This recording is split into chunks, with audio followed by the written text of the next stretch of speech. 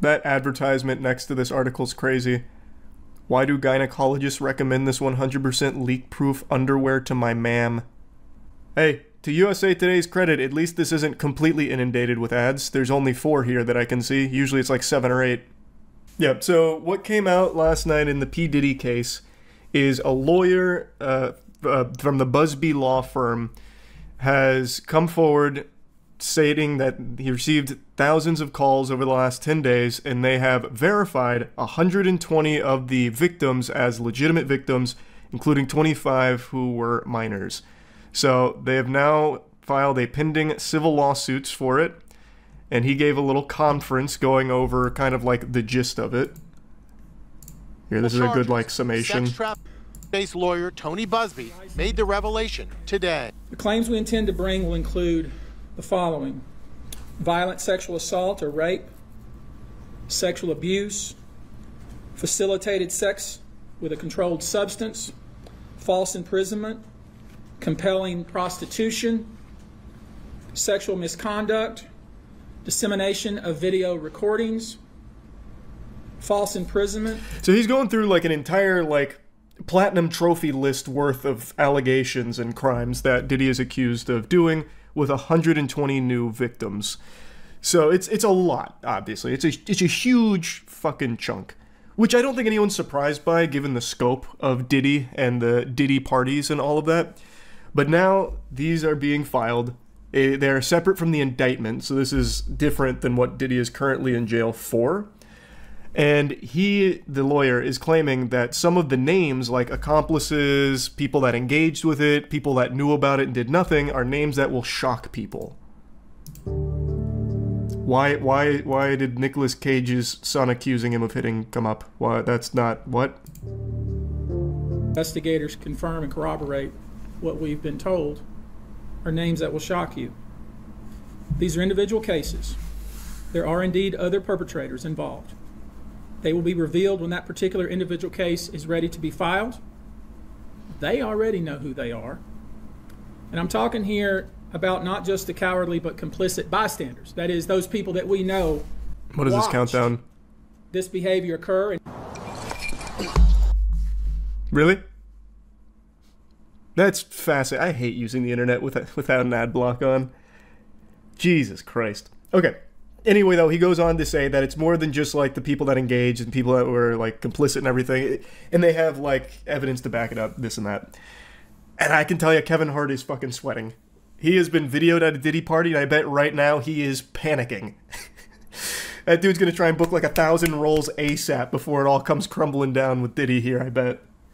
But I was wondering, what names would really shock me?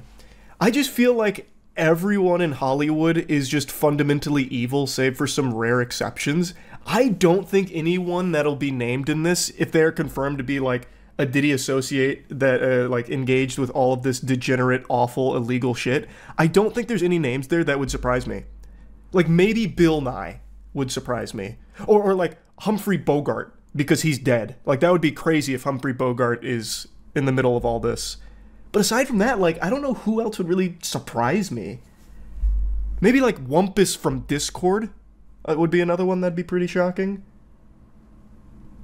Keanu. Oh, Keanu Reeves would be a very shocking one. But I'm so confident he wouldn't be involved here that it's not even a thought that crosses my mind.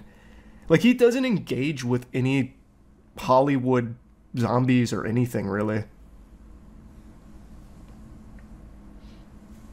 Brendan Fraser. That's another person, though, that also just doesn't really engage with a lot of people in Hollywood. He was even ostracized from Hollywood for a little while. So I just don't think he'd be involved in it either. But those would be shocking. You were right, yeah. Those were so shocking, my voice just cracked. Who would be your number one pick? Like, who do I think is for sure going to be involved in all of this? If they ever release the Diddy list? I think, obvious one, Kevin Hart. He's already been on video at a Diddy party. I think, for sure. Sexual abuse of minors. Busby says the victims include both men and women, and he says some of them were minors. Our youngest victim at the time of the occurrence was 9 years old. We have an individual who was 14 years old. Jesus We have Christ. one who was 15.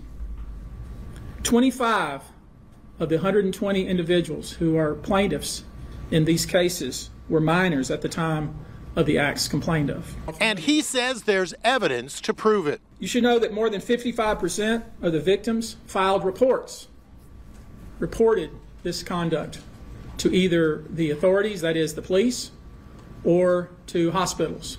Diddy is being held without... So we're going to see how this unfolds here, but he also mentioned in the conference they received 3,000 calls, and of the 3,000 calls, they verified, like they did their due diligence, according to him, verified 120 of them as like legitimate victims, and claims that they have a lot of evidence to support it. So it seems like there's quite a lot of weight to that. Like, it doesn't seem like just people trying to capitalize off Diddy for a payday.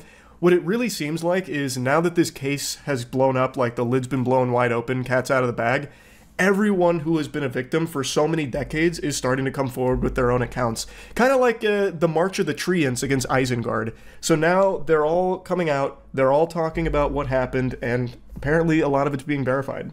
So, could be a pretty big deal. Do you think Bieber will talk?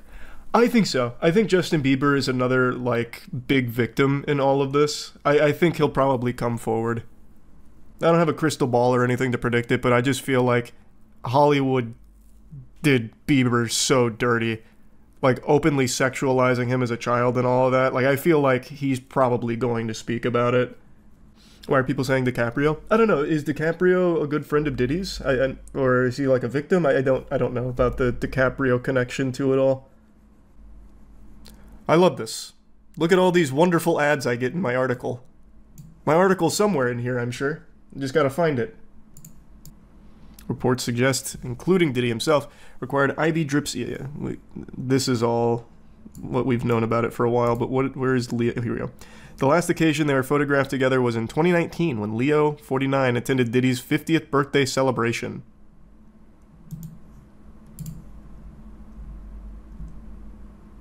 That's crazy. I clicked this link expecting it to have the photograph. What it did is it just linked me back to the same article I was reading to try and farm more ads off of me. You make me fucking sick, Irish Star. We'll see what comes from it. P. Diddy's lawyer hasn't spoke on it yet. He's still too busy fighting on the front lines about the baby oil stuff, so we'll have to wait to see what Mark says. I'm sure Mark will dismiss it as just people like trying to pounce on Diddy for money. That's the angle I think he's going to try and claim. That's just my guess, based on everything I've seen from Mark, but we'll see.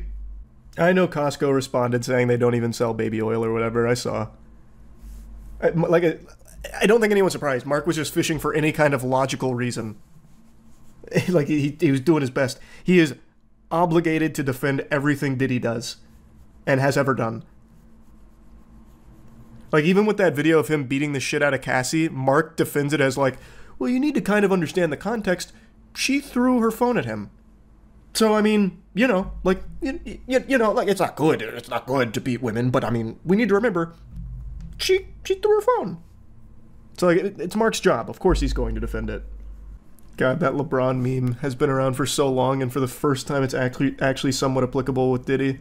How will it affect his legacy? If LeBron is somehow included in these claims, and it's, like, verified, it will actually fucking tarnish his legacy. Actually, maybe not. Maybe not. I say that, but then I remember that basketball still celebrates Karl Malone, and he impregnated a 13-year-old. The guy is a rapist, and then they still celebrate him. So maybe it wouldn't, actually. Chat, did Baba Vanga predict this? Oh, we need to check. Yeah, I didn't look at Baba Vanga's predictions to see if they lined up with this. She very well could have. I really do, again, I'll say it again. I really do think Diddy's not going to get Epsteined. I think we'll eventually know the depths of the depravity, and I think we'll know a lot of the celebrities and associates that were engaged. That's my prediction. I don't know who all is going to be implicated beyond, like, the obvious, like Kevin Hart and all that, but I do really think for sure he's not going to get Epsteined. We can only clear one person for certain, 50 Cent. That's the only guy that's innocent. He's been shitting on Diddy for years. Can you imagine, though, if he is actually named in this? That would be... Actually, that name would shock me. That would be one of the few names that would actually shock me. The case against P. Diddy, the baby oil billionaire, one of the most vile individuals in music industry history, has been getting more and more horrible things about it coming to light. It would take hours to go over every crime he's accused of. It is a list that goes on and on, filled with the most awful, unimaginable things possible. It would be easier to talk about crimes he isn't accused of committing. Like, he probably started dying and dashing just for the sake of adding more crimes to his resume. And today we received some new information with one of the many celebrities that associated with P. Diddy over the years, Jay-Z, who is now accused in a civil lawsuit of raping a 13-year-old at an after party with P. Diddy and an unnamed female celebrity who was there watching. Since Combs was indicted by federal prosecutors last fall, these parties he was known for hosting and what celebrities may have attended has been the subject of intense scrutiny. But the blast radius around the star had been relatively contained until now. The P. Diddy party list is a lot like the Epstein list in terms of rich and powerful people that attended them. And a lot of people, myself included, have wondered if these names will ever even see the light of day because they have the means of burying it potentially. But luckily, that doesn't seem to be the case here now that Jay-Z has been named. But they should all be named, and hopefully they will over the course of this case. Make like a game of guess who and name them. Because the shit that happened at these parties is terrible, horrible, just deplorable shit. Like, I wouldn't be surprised if we learned that P. Diddy threw a party where they dug up Jeffrey Dahmer's corpse and paraded around Weekend at Bernie's style or something. Like, the things that have reportedly happened there are things that everyone associated needs to face consequences for. And now Jay-Z is the first one that has been named. The anonymous woman, who was 13 at the time, described in the lawsuit as being drugged and raped at an MTV VMAs after party she says Combs hosted in 2000. According to the suit, she recalls accepting a drink from a waitress that made her feel woozy and lightheaded before she says she was raped by Jay-Z and then Combs in a bedroom as an unnamed female celebrity watched. There's a lot of people that have been running defense, kind of just playing like the pseudo PR department for celebrities that have attended P. Diddy's parties but are innocent of any wrongdoing, saying things like, yeah, they may have attended a party, you know, hootenanny or two of P. Diddy's, but they didn't know anything was bad there. They didn't know there were any kids there or any victims of sex trafficking. They just went to a party. They had no clue. And I feel like that's a load of fucking horseradish, because you would know that that is a child. That is a 13-year-old. That is a toddler. They just stopped believing in Santa Claus. There's no way you wouldn't know that there were kids there if there's 13-year-olds running around. That's craziness. And that wouldn't be a huge red flag to any of these celebrities. Like, it's not normal to have a 13-year-old at a fucking VMA after party. And a 13-year-old being served a drink, like, that waitress would know they just served a drink to a child. Even if the waitress didn't know that it was spiked, why are you serving a 13-year-old kid alcohol? This is why I think everyone that attended these parties is very likely guilty of some heinous shit. So this 13-year-old was allegedly served the spiked drink that made her feel woozy and was then raped by Jay-Z and then P. Diddy, and apparently an unnamed female celebrity was watching. I'm pretty surprised they didn't name the female celebrity here. I don't really understand why. Maybe that's for like a different case coming up. Jay-Z swiftly issuing a statement Sunday calling the claims heinous and accusing the woman's attorney of trying to blackmail him, suggesting the attorney had tried to seek a settlement first, adding, quote, "I implore you to file a criminal complaint, not a civil one. Whomever would commit such a crime against a minor should be locked away. My heart and support goes out to the true victims in the world." The couple will have to explain the, quote, cruelty and greed of people to their children. Combs, too, has denied any allegations of sexual assault. Jay-Z is strongly denying these claims, and one thing that's important to note here is that the lawyer, Tony Busby, he's not squeaky clean. This is no saint here.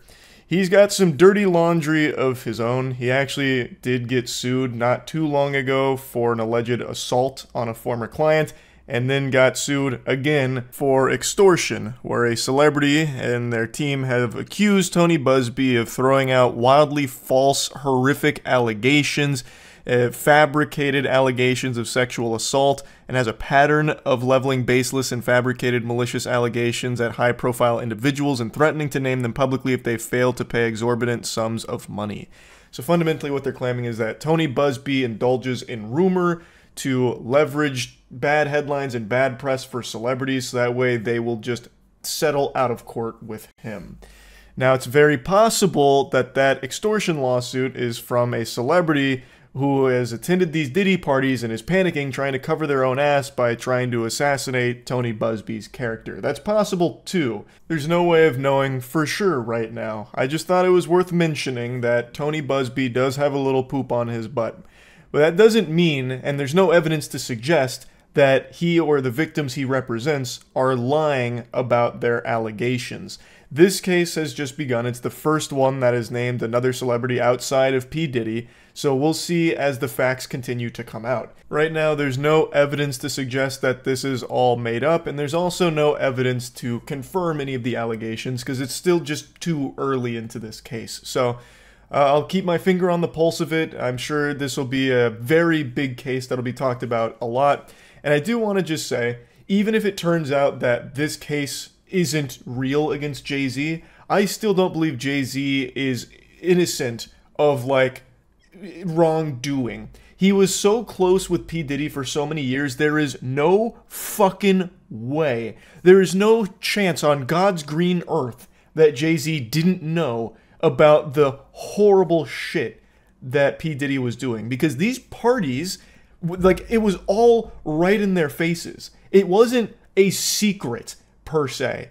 Like, the celebrities that attended knew that there was some foul, fishy shit going on there. If you had kids running around at parties. And even if this 13-year-old that Tony Buzbee's representing turns out, like, never even went to a P. Diddy party or something, there still are tons and tons of other cases with overwhelming amounts of evidence to suggest that there were kids at these P. Diddy parties. And celebrities, I think, would know what a kid looks like versus an adult. So I just don't think someone as close to P. Diddy as Jay-Z was would possibly be squeaky clean here. Like, they would know about a lot of these crimes. Even if he didn't directly participate in them, I think him knowing about it and refusing to do anything is still extremely fucking horrible too. But again, this case has just come out, so we'll learn about whether or not these claims are true as it develops. Now, in a statement posted online, Buzbee, the lawyer, acknowledged sending Jay-Z a letter prior to filing this complaint, prior to this whole thing, seeking a confidential mediation, but says his client never demanded a penny from Jay-Z. At the time, she is now seeking an unspecified amount in damages, guys. Jay-Z did post a lengthy response, basically saying Tony is an ambulance chaser that's attempting to blackmail him and extort him for money, using some absolutely horrific allegations to try and have him cave in and settle and just pay a bunch of money based on nothing at all. And Tony Buzbee then responded saying that it's not blackmail at all, and says, Mr. Carter previously denied being the one who sued me and my firm. He even filed this frivolous case under a pseudonym. And then he confirms that he did send a letter prior to this lawsuit, but it was looking for confidential mediation and never demanded a single penny from Jay-Z. Now, I haven't passed the bar. I barely passed my fucking SATs, so I'm not going to pretend to understand how lawsuits work, but what I do know is that in a civil lawsuit, Jay-Z is not necessarily going to go to jail if it turns out all of this is true and he's found guilty on all counts of this lawsuit. It would then go to paying out an unspecified amount of damages, as the news segment covered there. So I don't understand the sending a letter for confidential mediation and exactly what that entails. I really don't get the whole scope of it. All I know is that this is the first celebrity outside of P. Diddy that has now been accused of horrible things at P. Diddy's parties, and I think that this will be the first of many. Again, I really feel there is a huge number of celebrities that either participated in or knew about a lot of the illegal, horrible, vile shit that was happening with P. Diddy and his parties. And I guess we'll see if Jay-Z is one of those celebrities that knew or participated soon enough. Like, this case just started, So, we'll see what happens. That's really about it. See ya. All of you probably know by now, they finally caught the dastardly diddler. P. Diddy has been arrested, and I imagine that scene looks straight out of Batman Arkham Asylum when they have like Joker strapped to that thing walking him through the insane asylum. This guy is a menace that terrorized the entire music industry for decades. I've gone over his lore a lot, so I'm not just going to regurgitate all of that. There's a lot of new things I want to talk about that's been happening as a result of him being arrested. The first thing that happened almost immediately is they put him under suicide watch. It was like a speed run to get him there. I don't know if that's standard protocol or if they found something that made them believe he might hurt himself, like he was smuggling razor blades in his butthole, or maybe they were worried that without baby oil he'd just take his own life because he doesn't know how to live without baby oil. I really couldn't tell you. Maybe this is just textbook procedure. That's what they're saying it is, calling it procedural suicide watch for high-profile clients, but I've only seen this once before in a case like this, and it was Epstein. And in his case, it was more like suicide don't watch, because it didn't really do much. Very suspicious, but we're not here to talk about that. Point is, though, this happened immediately upon him being taken into custody for the most part, like within a couple of days. And since his arrest, tons of clips and videos and information about who associated with P. Diddy has been coming out, and it's a lot of big celebrities. P. Diddy was a very well-connected person. There were huge names at his freak-off events.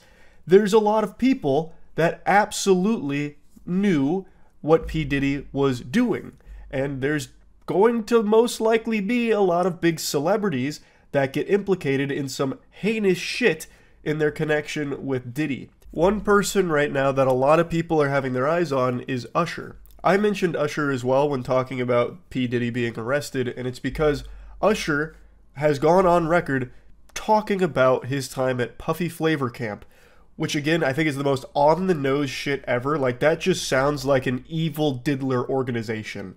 Puffy fucking Flavor Camp.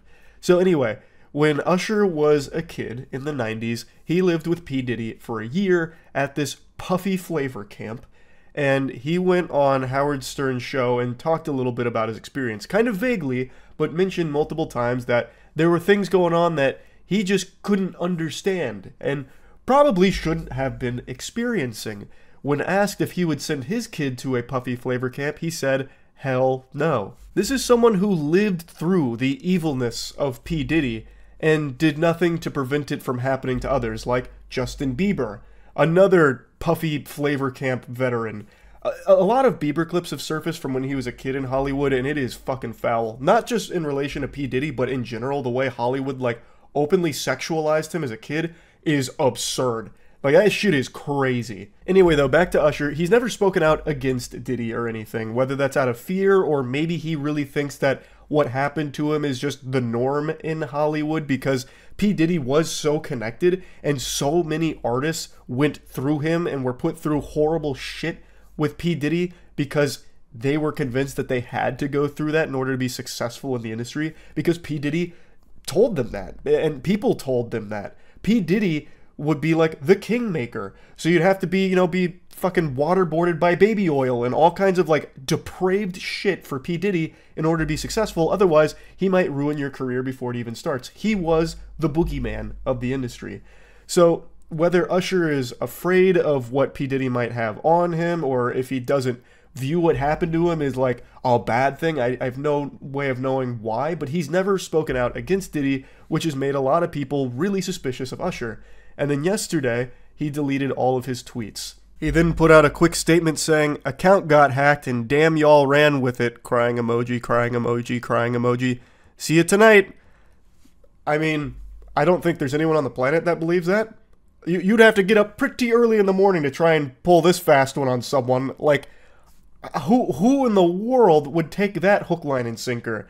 You're telling me a hacker went on your Twitter and the only thing they did was secretly delete all of your tweets? Who was the hacker? Your PR manager? What? Usually when an account gets hacked on Twitter, two things happen. Either it starts spamming slurs and like unhinged tweets, or it starts promoting crypto scams. Why would someone hack him just to scrub his Twitter from potentially damaging tweets that might be used as evidence potentially. Like, the timing of that makes no sense. That must be like the most helpful hacker of all time. Who hacked this guy? Captain America trying to protect him or something? Like, what? I can confidently say that's a load of baloney right there. That is some dirty barnacles. Usher did not get hacked. But maybe there's a chance he himself didn't go through and delete them. He might have had one of his managers do it. Like, that's possible, I guess. But either way, it doesn't matter. It was a conscious decision to go through and scrub his Twitter. It had to be. That's the only thing that makes sense. Diddy gets arrested, and then a few days later, his whole Twitter account is scrubbed, and he had a very close relationship with Diddy? I mean, that's super suspicious. And then to try and claim that it was a hacker who did it secretly? Like, what? It just doesn't add up. It doesn't add up. Now, there was another celebrity who also scrubbed her Twitter, and it's Pink. I saw her name floating around in regards to, like, scrubbed Twitters as well, where people were claiming Pink had just scrubbed all of her tweets as well because of Diddy's arrest.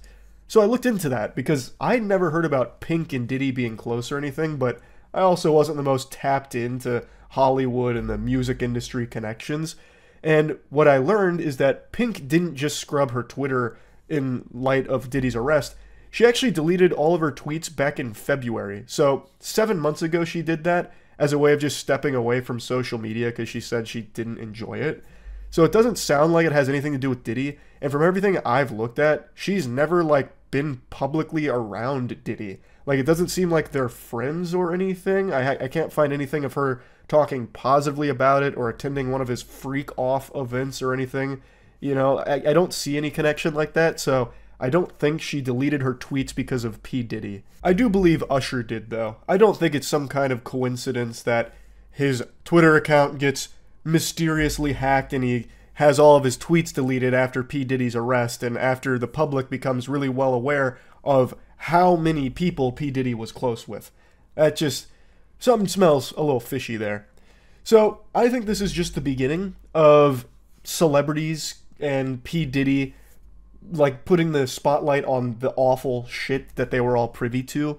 Like I said, P. Diddy is a very well-connected person for decades. Apparently, he was also a big enthusiast of filming some things at these events and would use some of it as, like, dirt on people that attended them, and that'd be another way he'd use to keep people's mouths shut about some of the stuff that would happen there. But I do think that the tapes will probably get confiscated at some point, and I think that information will probably lead to a lot of celebrities getting into some big hot water. Now, there is a celebrity that I haven't mentioned yet that has been in the spotlight a little bit as a result of P. Diddy being arrested, and it's Kevin Hart.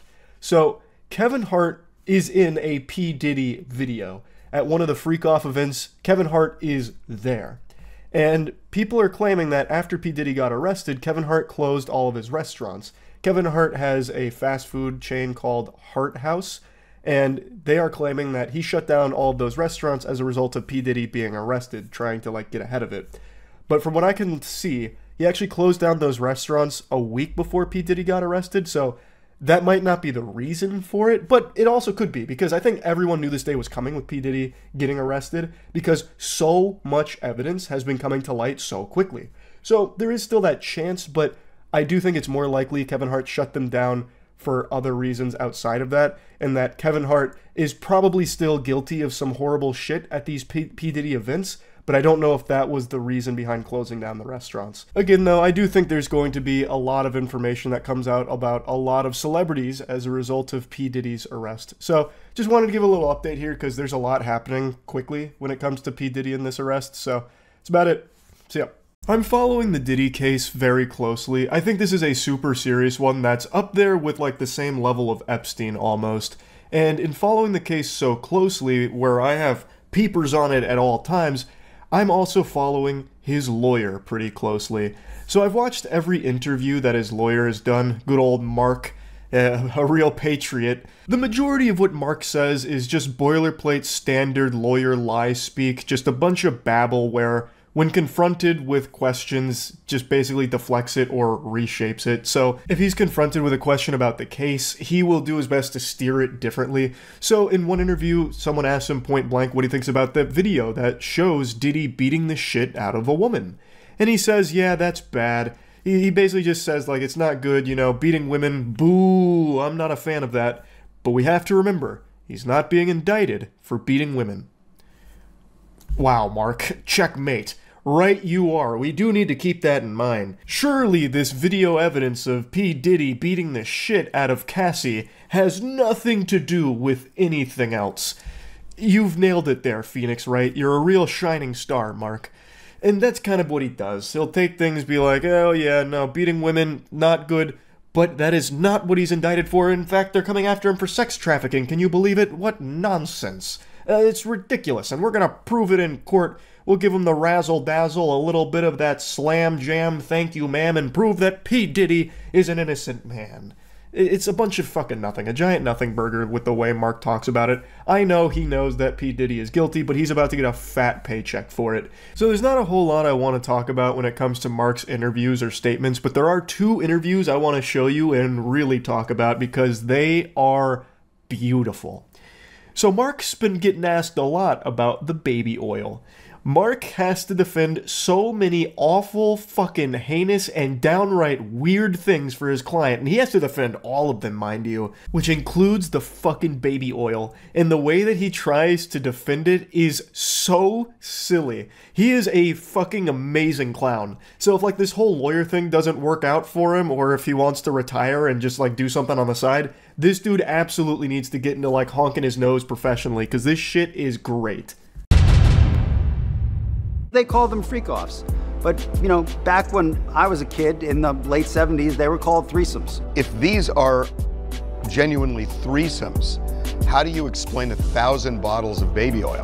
I don't know where the number 1,000 came. The U.S. attorney said it. I can't imagine it's thousands. I mean, you know. There's already so much to unpack there. He is trying, with a straight face, to say that the freak-off parties are just threesomes. Brother, open your eyes. There are videos from some of the freak-offs, and it's a lot different than what you're trying to paint it as here. That is just so disingenuous and delusional. I get that it's his job, but man, don't insult the intelligence of every human being on the planet. It's just one Google search away. You can see. It's not just threesomes, and Goober here is trying to pull the wool over your eyes by trying to convince you that it's just threesomes. Back in my day, we used to call that a threesome. Now all of a sudden it's a freak-off or some shit. Like, what are you talking about? It's so dumb. But anyway, to the baby oil. He immediately tries to downplay it like, oh, it wasn't 1,000. Where'd that made-up number come from? That's a fucking fake news fib right there. And the interviewer's like, no, that came from the attorney. Like, no, that's the official statement. He's like, no, they must be lying.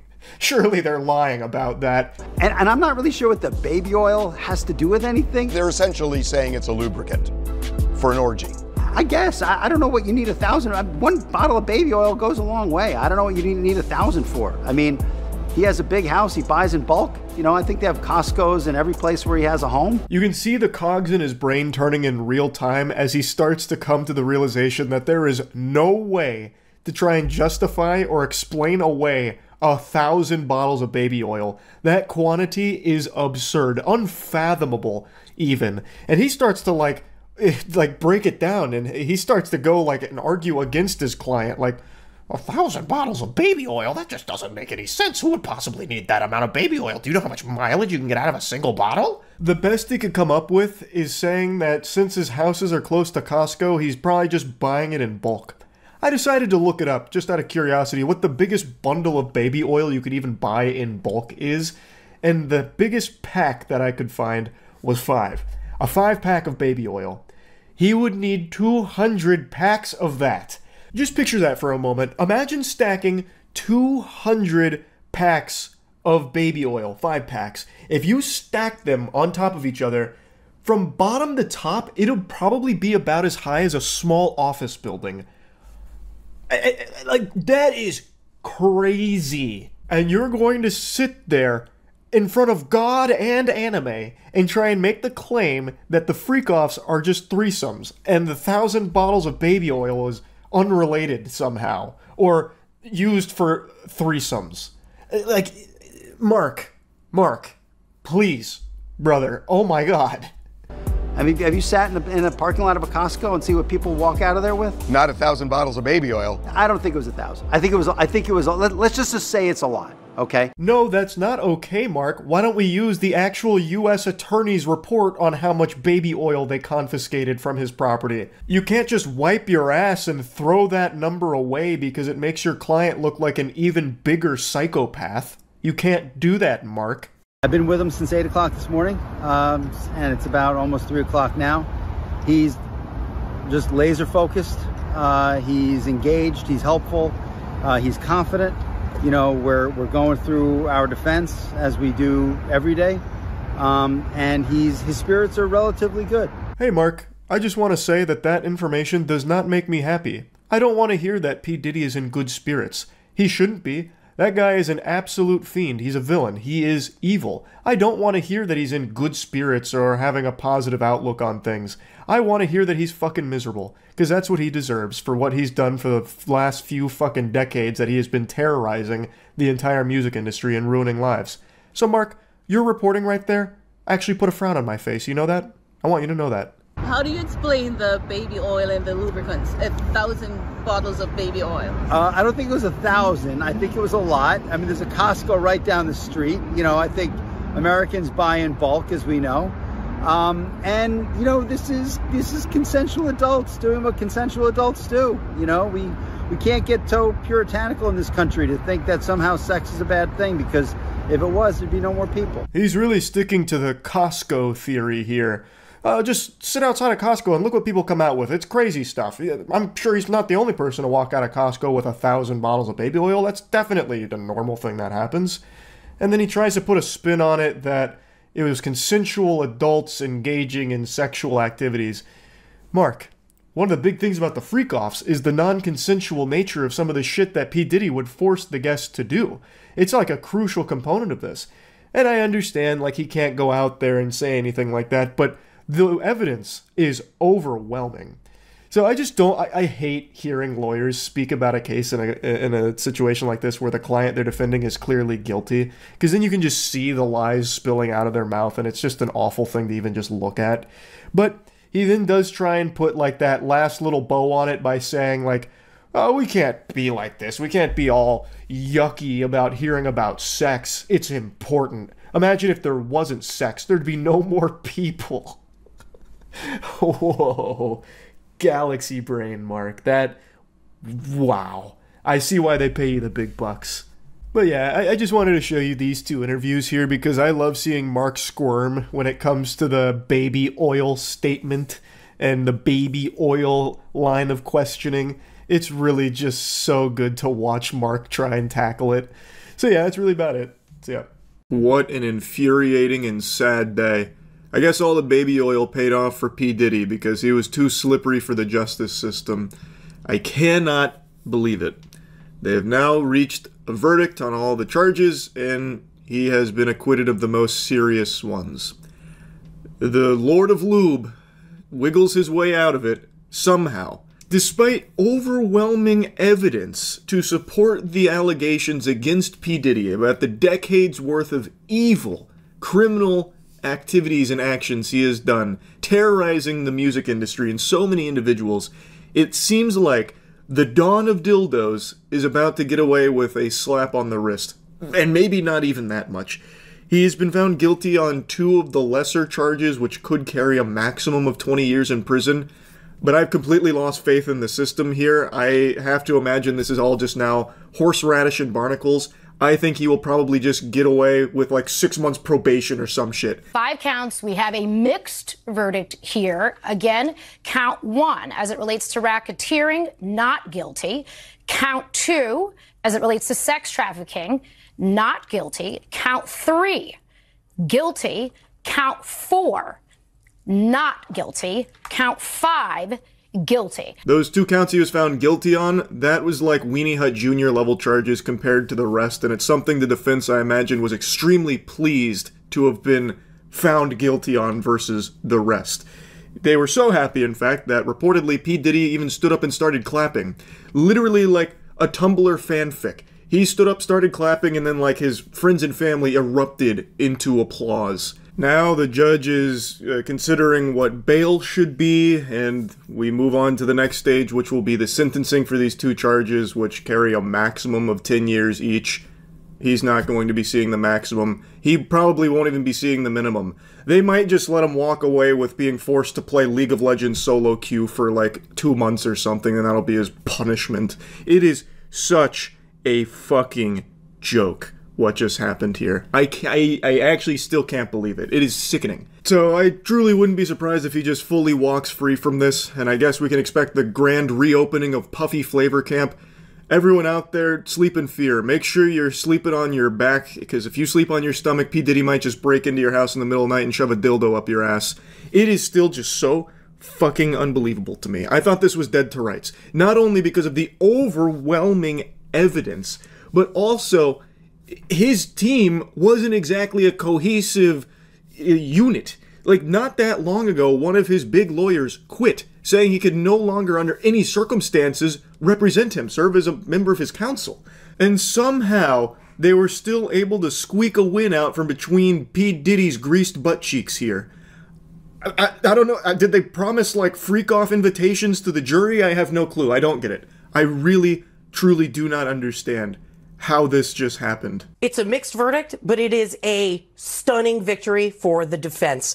The Mann Act, these charges, these were the easiest for prosecutors to prove, the lowest hanging fruit, merely required showing that state lines were crossed for the purpose to engage in prostitution. We saw a lot of evidence on these charges, did not have that element, Laura, of force, fraud, or coercion.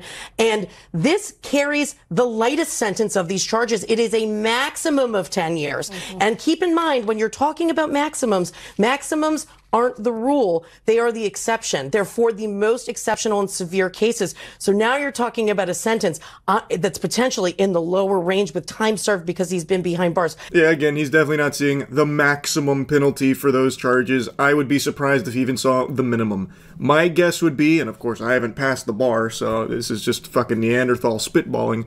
My guess would be they'll weigh the time served behind bars throughout this case as like you've learned your lesson, and wiggle their finger, don't do it again, and give him some really light punishment. Very, very light sentencing. And then when he's out on bail or full-blown walks free, I imagine baby oil will go extinct.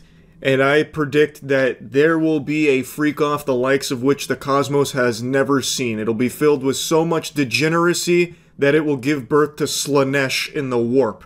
In real life. It's going to be a Warhammer 40k event. It's just so fucking despicable, man. It really is. The fact that these sex trafficking charges, specifically with respect to Cassie Ventura, means that the jury was convinced by the defense, at least with respect to reasonable doubt, that the commercial sex, i.e. the freak-offs, were not connected to some of this violence, that there was not that force, fraud, or coercion element. That is, by far, from a penalty perspective, the most serious. It carried a 15-year minimum. So that is a huge distinction. Really feels like if you've got enough money, somehow a lot of those very serious, very well-documented things just never really seem to stick in court for some reason. It's so weird how that works. It's so odd how we see that happen so many times. I don't know. Something seems a bit fishy there. From everything I've seen from a couple of lawyers discussing it, the big thing here seems that the RICO charges weren't conveyed well enough for the jury to understand, and that it could have been, like, difficult in the first place as a potential overcharging on P. Diddy, so that was like an uphill battle. Obviously, I don't understand all the nuance to how that shit works in court, like how it all shakes down the fucking Rube Goldberg machine that is arguing RICO charges. I'm not Saul Goodman. But outside of that, the lawyers also expressed how stunned they were that he was found not guilty on the sex trafficking by force and coercion. It seems like, at least from the lawyers that I've read and watched from, they were also very surprised that somehow the jury wasn't convinced on those. That one really did seem like a pretty big slam dunk in the case. Like, at least most sane human beings would think so, but somehow it didn't stick. Somehow it didn't shake out that way. To be found not guilty on those is baffling. Actually baffling. And I went to a live stream where some lawyers were talking, and reading the chat, it will make you lose all possible faith that there's real people online. There are so many people that are elated, celebrating that P. Diddy is free, and saying he should go as far as suing the government for the charges they brought against him. Unironically, I saw someone donate saying, does P. Diddy have a case against the government to sue them for this? Holy shit. What? I don't know how so many people have been poisoned by stupidity. Like there must be some kind of hole in the ozone layer that's letting pure concentrated stupid come through, and it is just destroying neurons at an alarming rate. Such an unfortunate outcome. There's a lot of people that are now going to need to be looking over their shoulder here with this P. Diddy verdict. One of them being a bodyguard who said if P. Diddy walks, he's going to need to go into hiding. I think that's not an exaggeration. He most likely will, in order to stay alive. This is a dangerous man with an extremely well-recorded history of horrible shit he has done, who is now getting let off very easily here. Now, if you're a sane, sensible person, you're probably pretty angered by the outcome, but we don't live in a world where everyone's sane and sensible. There is a not small group of people, the Free Diddy drones, that are very, very pleased. They're very excited that P. Diddy is going to be most likely getting let off super, super easily. They are elated right now, these fucking weirdos. They're acting like they're part of the crew, part of the ship, like they'll get the invite to the next freak off. And they are so happy. Fucking weirdos out there. It's crazy how anyone can view this as anything other than a disaster. A fucking travesty where the justice system just failed so many people. Yeah, I'll stop ranting and raving about it. That's really about it. See ya. It's finally happening. P. Diddy has been arrested. Anything is possible! This is a moment for celebration. For so long, P. Diddy has gotten away with heinous crimes that tons of people knew about. From car bombs to assaults to sex crimes, it's like P. Diddy was going for some kind of high score, trying to catch every possible crime like a Pokemon. He has terrorized the music industry for decades and ruined so many lives. In recent times, the evidence against him to support all of the allegations that have existed for decades has been overwhelming and led to a large investigation against P. Diddy, and now it looks like we're reaching the climactic finale with him being arrested. When this story broke last night, the indictment was sealed, but this morning they said, open the gates. Let them see. To sum it up, he has been charged with sex trafficking by force, transportation to engage in prostitution, and racketeering conspiracy, alleging he ran an enterprise that engaged in sex trafficking, forced labor, or kidnapping, arson, and other crimes. He abused, threatened, and coerced women and others around him to fulfill his sexual desires, protect his reputation, and conceal his conduct from 2008 till now. The allegations mirror 11 civil complaints filed against him since 2023. Really, that's only the tip of the iceberg when it comes to the P. Diddy lore. He is a horrible menace that has been around for decades. Also mentioned is that he had thousands of bottles of lube and baby oil that were seized from his home during those raids as part of his freak-off supplies. He also had tons of narcotics as well.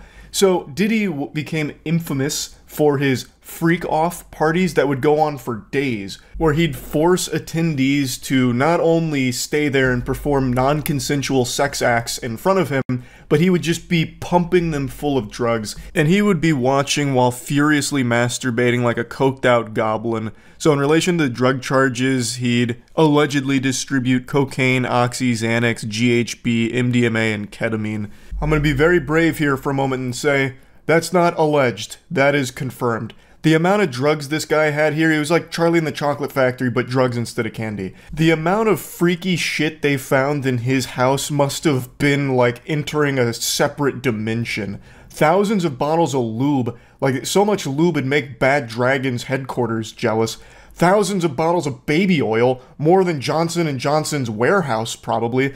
I wouldn't be surprised if they found the goddamn death note among those freak-off supplies. His legal team seems very optimistic that things are going to go well for P. Diddy. They even released a statement saying, "We are disappointed with the decision to pursue what we believe is an unjust prosecution of Mr. Combs by the U.S. Attorney's Office." Hi, Mark. The fuck is wrong with you, man? Are you serious? Like, I understand it's your job. I get that, but holy cannoli, an unjust prosecution, huh? So what if there's overwhelming evidence to support the decades worth of allegations against Mr. Combs here? And so what if there's that video of him brutally beating Cassie in that hotel? He said he's sorry. Did we forget about that? He apologized. Let's all move on from it. Racketeering? You're gonna try and come after him for racketeering? Mr. Combs' brain is so rotted from years of drug abuse, he can't even spell racketeering, much less engage in it. This is a load of hooey. It's unjust. A miscarriage of justice, even. He goes on to glaze him a little bit, sucking on his cock, calling him a music icon, self-made entrepreneur, loving family man, proven philanthropist. He then has the gall to say he's imperfect but not a criminal, and then says he's been nothing but cooperative with this investigation and he voluntarily relocated to New York last week in anticipation of these charges. Please reverse your judgment until you have all the facts. These are the acts of an innocent man with nothing to hide, and he looks forward to clearing his name in court. See, that's the thing, Mark. People have all the facts because there's so much evidence with the facts. There is video evidence to support the facts. What do you mean? Again, I know he's just doing his job, but that shit is so shameless and foul. I don't know how you sleep at night when you have to defend someone that is obviously guilty like P. Diddy. It's fucking wild to me. P. Diddy. 31 minutes ago. Sean Combs arrested in Manhattan after grand jury indictment. They done caught the diddler. They also had that video drop of him beating the shit out of her recently. And then he released the apology video about it.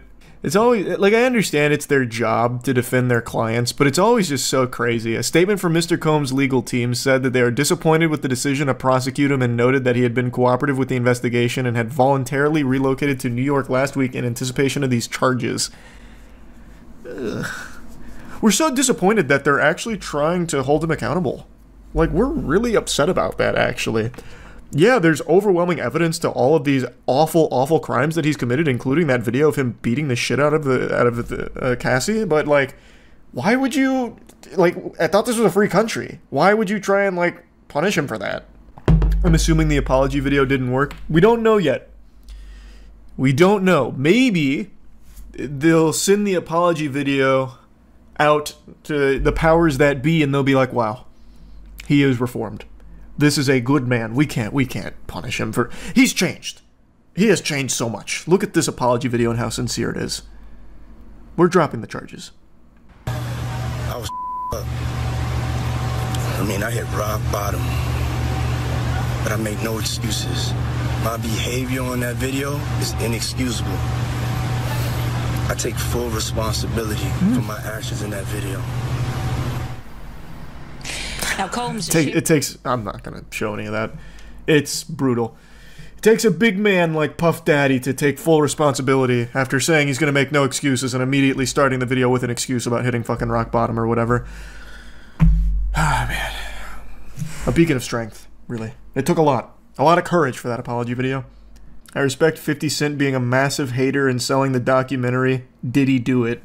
50 Cent has been, like... I would say an elite level hater of P. Diddy for quite a while. I don't remember how long ago this was, but there's a comment he left on an Instagram post of Diddy's that I think about from time to time and giggle on. It was P. Diddy riding a bike, and 50 Cent left the comment under it saying, "We all know there's no seat on that bike." That shit, like, I was grabbing my belly when I first read that one. I thought that was so good. Earlier this evening, federal agents arrested Sean Combs based on a sealed indictment filed by the SDNY. United States Attorney for the Southern District of New York, Damian Williams, said in a statement, "We expect to move to unseal the indictment in the morning and we'll have more to say at that time." Federal grand jury in Manhattan returned an indictment against Combs, which set in motion his arrest. The charges remain sealed. Oh, keeping him a mystery right now. A little loot box of charges here for him. What was the name of his camp for kids? Where he like brainwashed kids and shit? Was it Puff Daddy Pastry Parade or something? What the fuck was it? Puff Daddy Love Care? Puffy Flavor Camp. That's what it was. The singer and producer Puffy Flavor Camp. That's right. Basically like abducted kids. That's exaggeratory. He didn't like abduct them himself, but that shit was foul. The 48 Hours with Justin. Oh yeah. The P. Diddy clip with Puffy Flavor Camp. He was like, I don't remember the whole. I'll pull up the clip, I guess, in a second. But there's a clip where there's an interview and he's like, no. Justin's got 48 hours with Puff. He's got a 48 Puffy hours. No interruptions. It'll be good for him or something. It's so weird. Fucking diddler. In plain sight. Right under everyone's nose for years. Finally, though, they're acting on all of the shit. Much like Epstein, it feels like everyone knew he was on some heinous shit, but no one came forward because he's so influential. Well, that was one of the big things. If I remember correctly, he had like a lot of dirt on everyone through throwing his Diddy parties. So I think that was a big piece of leverage for him in keeping people quiet for so long.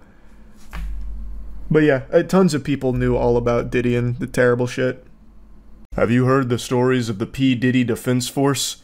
I imagine not. These bugs crawl around the deepest, darkest corners of Twitter, constantly trying to fight for the honor of Puff Daddy. These rotten scoundrels aren't paid for their services by P. Diddy to fight his PR battle for him or anything. The only thing they get paid in is a couple of updudes from other inmates of Arkham Asylum that join them on this crusade.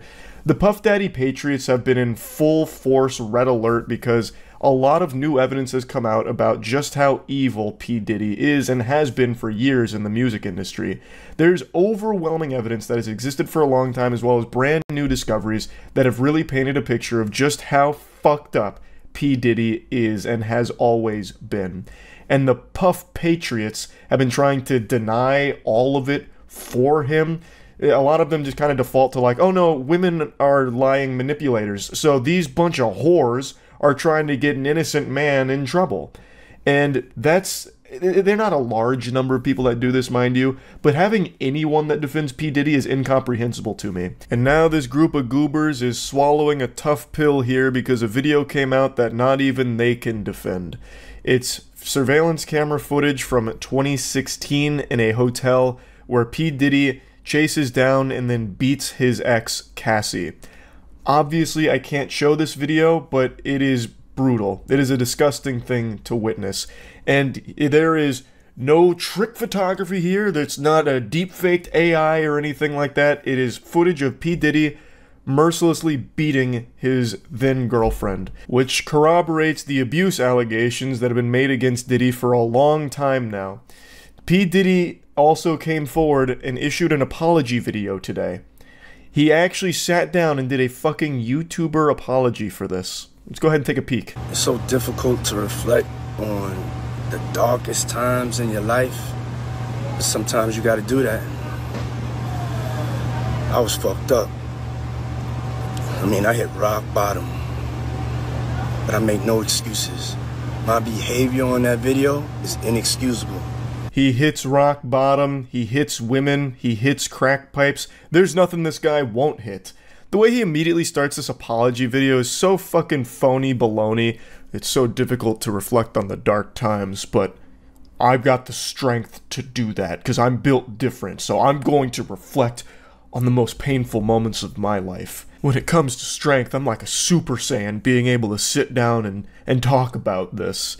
Like, and then he goes on about how, like, it's inexcusable, he's not gonna make any excuses. Brother, your whole fucking career is built around making excuses for your abusive behavior and all the really fucked up shit you've done. And you are still constantly doing that. Even if it's not you directly making the excuses, you hire your fucking team of lawyers to do it for you to keep yourself out of jail. This is a guy that should have been locked up for life a long time ago. I take full responsibility for my actions in that video. I'm disgusted. I was disgusted then when I did it. I'm disgusted now. Turn yourself in then. You take full responsibility for it, you're that disgusted, walk to the nearest police station and turn yourself over. Although I'm not even sure if the police department would do anything about it. They issued this statement once the video started to go viral. They said, "We are aware of the video that has been circulating online allegedly depicting Sean Combs assaulting a young woman in Los Angeles. I've said this before and millions of people have said it millions of times before me. But the word allegedly does so much heavy lifting in this day and age, it's fucking crazy. Like, I know why they use it in the legal sense, but like, we all just watched P. Diddy beat Cassie, and he himself came forward to confirm that it was him beating Cassie, and they still use the word allegedly. That is like actual Looney Tunes level cartoonish dog shit there. You can just drop that word. The video has been circulating online depicting Sean Combs assaulting a young woman. Like, there's no gray area here. He has confirmed it. Everyone can see it in the video, but whatever. We find the images extremely disturbing and difficult to watch, and the office added that it would not be able to take action against Combs. If the conduct depicted occurred in 2016, unfortunately, we would be unable to charge as the conduct would have occurred beyond the timeline where a crime of assault can be prosecuted. As of today, law enforcement has not presented a case related to the attack depicted in the video against Mr. Combs, but we encourage anyone who has been a victim or witness to a crime to report it to law enforcement or reach out to our office for support from our Bureau of Victim Services. Gotta tell you, sports fans, that bureau doesn't sound like it's doing a whole lot of service to the victims if it's going to say like, oh no, your assault, that took place way too long ago. Our hands are tied. We're not doing anything about that. Move on. Like, that's not exactly the best service to victims. How is someone going to come forward and be like, look, I got beat by my ex in this hotel, and it was a traumatic experience that I've been quiet about for so long out of fear for my life. Is there something we can do about it? And they just say, nope. Now, this isn't Cassie that's approaching them, by the way. Like, this video wasn't released by Cassie or her team, at least not from what I've been able to tell. I get the statute of limitations. Like, I do understand that in certain contexts, but when it comes to, like, assaults, like brutally beating women and just all kinds of things, like violent crimes, I would imagine there shouldn't really be an expiratory period there, like it's a fucking loaf of bread, like a Best Buy date that you have to act within this window or else that's the end of it. Now it's kaput. He just gets away with it. I think it's super fucking stupid. I went and I sought out professional help. I had to go into therapy, and going to rehab. Oh boy, I'm starting to tear up now. Yeah, this is some heavy stuff here, P. Diddy. This is tough. Yeah, would you like a side of French fries with that? Like, what the fuck, man? Why is he trying to summon the wambulance here? He tries to tell his own little sob story here about how it was so hard for him. Wah, wah, wah. I'm the real victim here, actually. It was tough for me, too. I highly fucking doubt he's done any therapy or any rehab or anything, because he has decades worth of allegations against him for these type of violent, abusive tendencies, and the allegations are backed by mountains of evidence and continue all the way to present day. So I highly doubt at any point in his life he's ever sought professional help for him being a violent maniac. Had to ask God for his mercy and grace.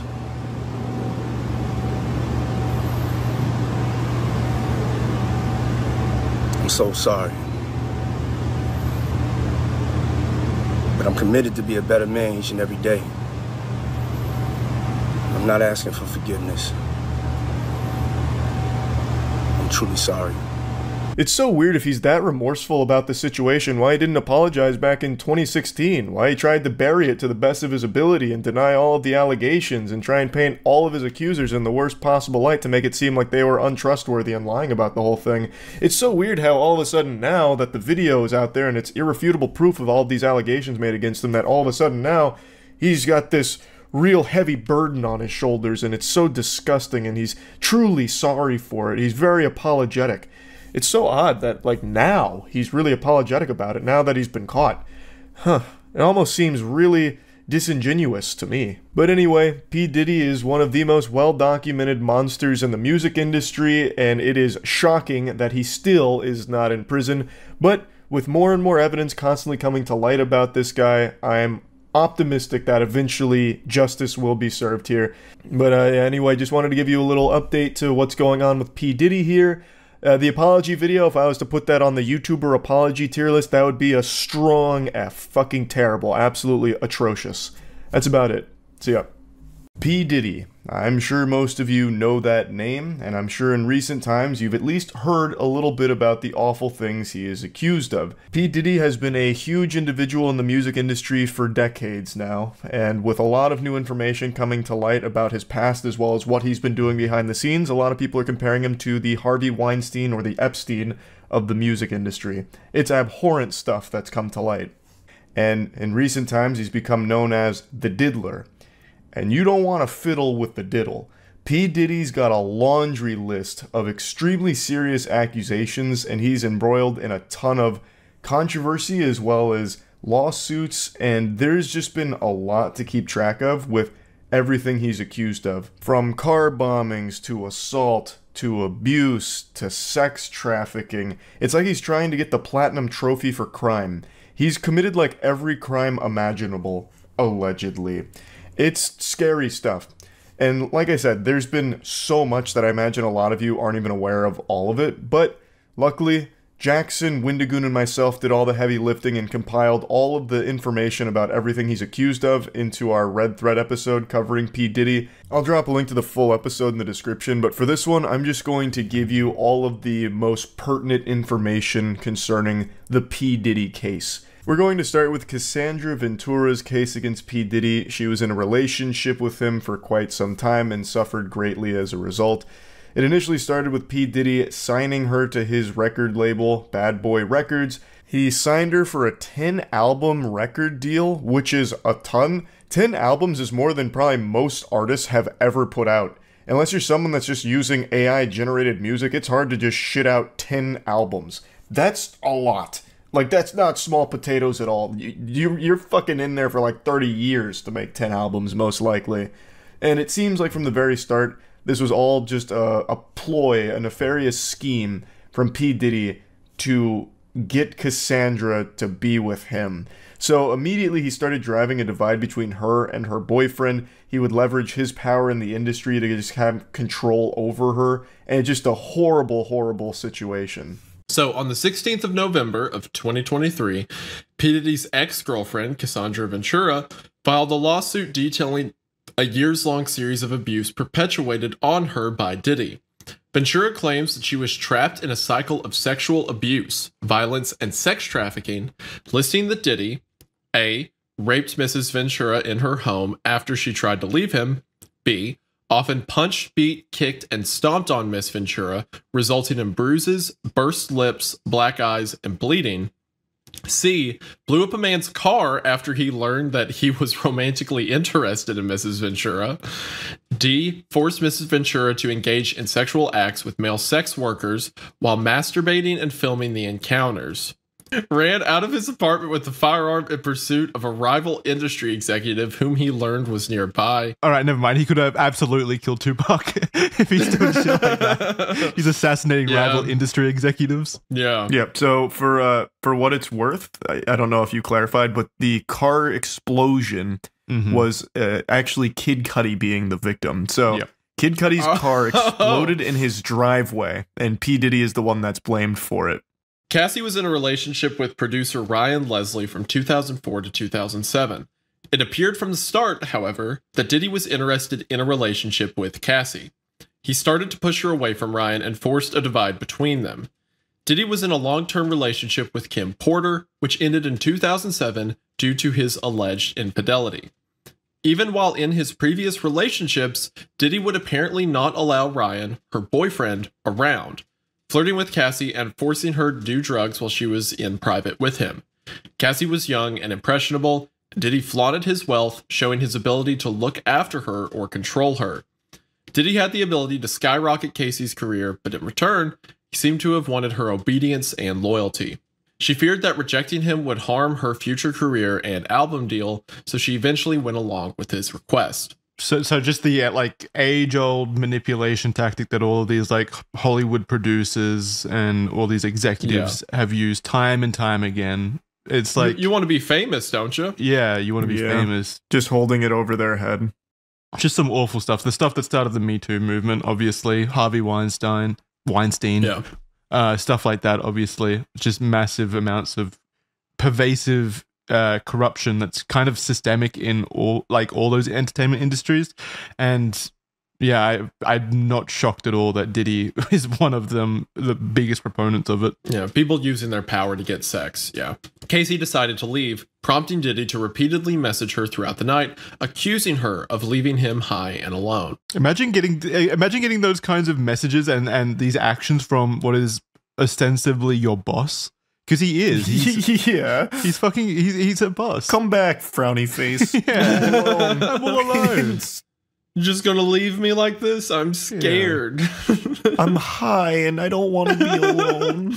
Why have you never messaged me like that, Charlie? The phrase of that did seem kind of juvenile, accusing her of leaving him high and alone. I'll start sending you those text messages, Jackson, when I'm out, like in a bar. It's like, Jackson, I'm so lonely. Where are you? Why didn't you come? Why aren't you here?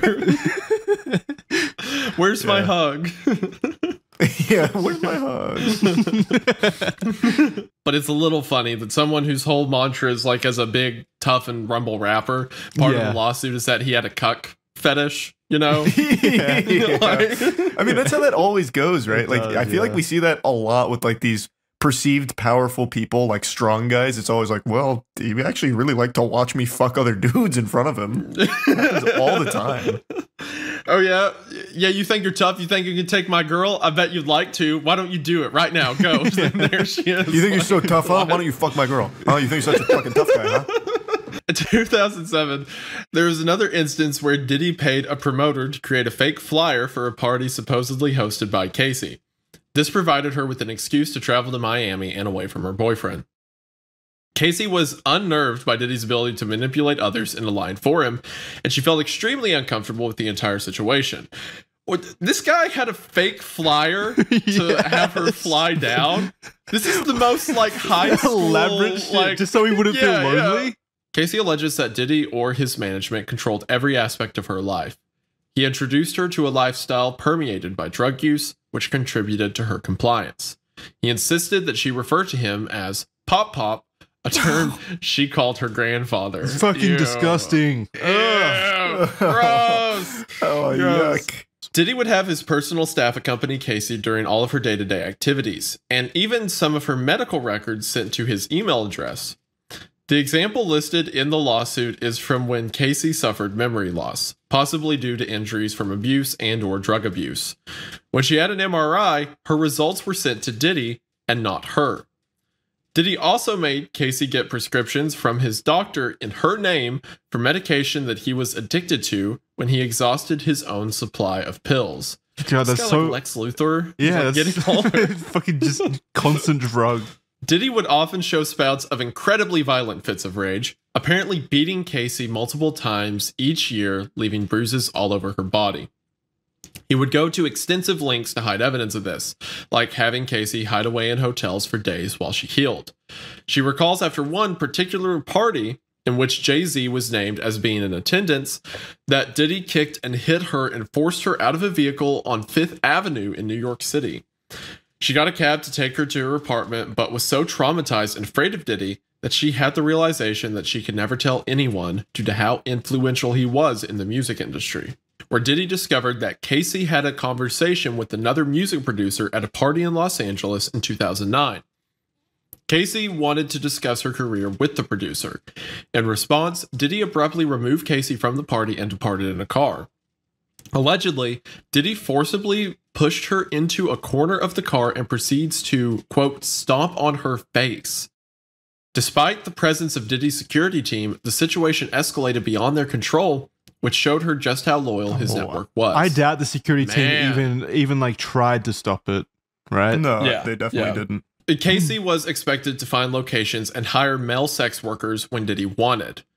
The situations being frequent, sometimes weekly. He would become so intoxicated and belligerent during these situations and would allegedly also beat Casey in front of the sex workers. The lawsuit lists multiple locations where this, what Diddy referred to as our secret to Casey, would happen, including Trump International Hotel, the London Hotel, the Intercontinental Hotels, and more. Man. Hotel suites would be decked out with baby oil and Astroglide. And Diddy would provide Casey and the sex worker with seemingly endless supply of drugs, including ecstasy, cocaine, GHB, ketamine, weed, and alcohol. What's GHB? I have no idea. I don't know what that stands for. Diddy would film these encounters, and even when Casey deleted the videos, Diddy would claim that he had backups. So using it for blackmail, probably, like hoarding these videos. Oh yeah, absolutely. Casey tried to escape Diddy multiple times, but he utilized his staff and networks to lure her back in.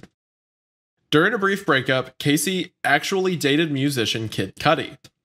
Diddy was irate as he had found her phone and saw emails between her and Kid Cudi. He apparently had a manual corkscrew in his hand and charged towards Casey in an attack. In a panic, Casey escaped to Kid Cudi's home. She returned to Diddy, however, as she felt as though she had no choice when Diddy would ask to just talk to her. Diddy was still enraged and hit her multiple times. Casey says that he threatened to blow up Kid Cudi's car. Around this time, Kid Cudi's car did explode in his driveway, and Cudi has since come out and confirmed her version of these events. It's probably just a coincidence, right? Yeah, just faulty wiring somewhere. Casey says she was stuck in a cycle of abuse, trying to run away, being trapped, apologizing, and coming back. It was a rotation of bruises, black eyes, busted lips, and heavy amounts of makeup. She believes that Diddy paid Intercontinental Century City $50,000 for hallway security footage that showed him beating and throwing glass at her. Man, if that's fucking true, if that is true and they have proof to back that up, that Intercontinental Century City is complicit in hiding evidence of domestic abuse, fuck whoever accepted that offer. It had to be a manager or something, right? Because it's not like 50,000 is a bribe to the whole organization or anything. Yeah, it'd be nothing. It'd go to an individual, so they need to find the individual. They arranged a dinner in 2018 where she thought they would be discussing their official separation. However, instead they returned to her apartment after the dinner and he forced his way in and onto her. She repeatedly asked him to stop and attempted to push him away. She was sexually assaulted and this left her traumatized, and says she continues to suffer emotional distress. Just one day after the lawsuit was brought against Diddy, they settled outside of court. The terms of this were not disclosed, and Diddy's attorney in a statement made it clear that this was not an admission of wrongdoing. Cassandra's statement in this says, "I have decided to resolve this matter amicably on terms that I have some level of control. I want to thank my family, fans, and lawyers for their unwavering support." And Diddy's statement says, "We have decided to resolve this matter amicably. I wish Casey and her family all the best. Love." This next allegation is from a woman named Liza Gardner. On November 24th of 2023, another lawsuit was filed against Diddy and singer Aaron Hall. So it was a suit against two people by Liza Gardner for battery, sexual assault, and negligent infliction of emotional distress. The lawsuit was filed within the time frame of the Adult Survivors Act and details an event that happened in 1990. Basically, what happened was Liza and her friend were invited to New York City by a few close friends of theirs who were members of a chart-topping recording group signed to MCA Records, which Diddy was a part of.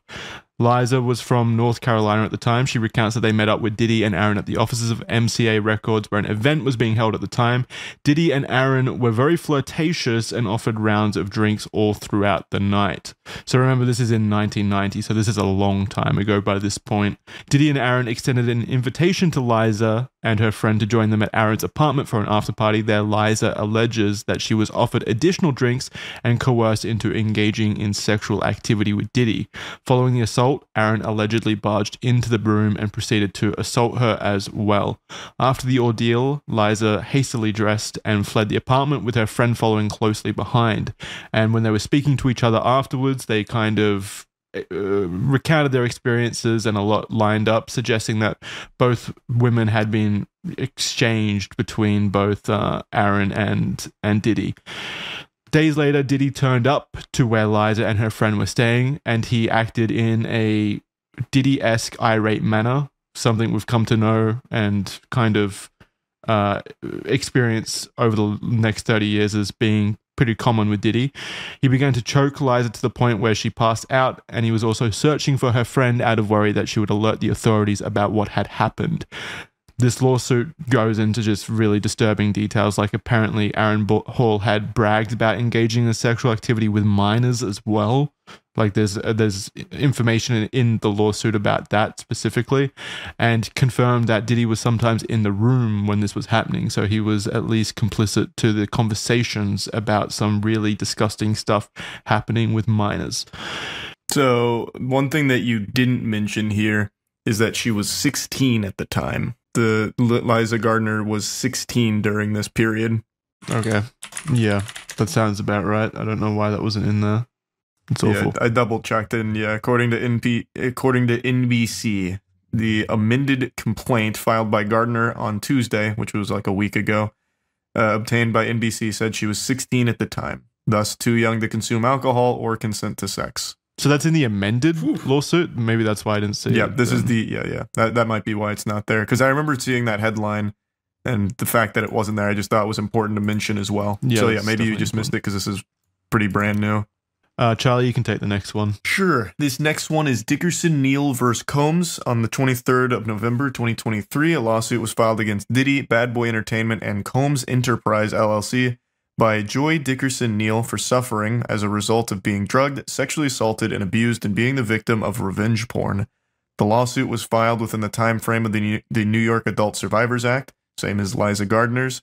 Joy was a student at Syracuse University studying psychology. She was looking to make a step into the music industry and also worked many odd jobs in the industry, such as a receptionist at a renowned talent agency and as a location scout.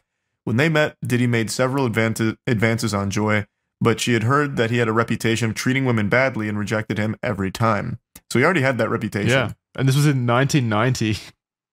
Yeah, before he even had like his massive amount of fame to his name. Fucking Christ. In January 1991, she eventually agreed to meet Diddy in New York, but she chose the Wells restaurant in Harlem as she was reluctant and knew the employees there.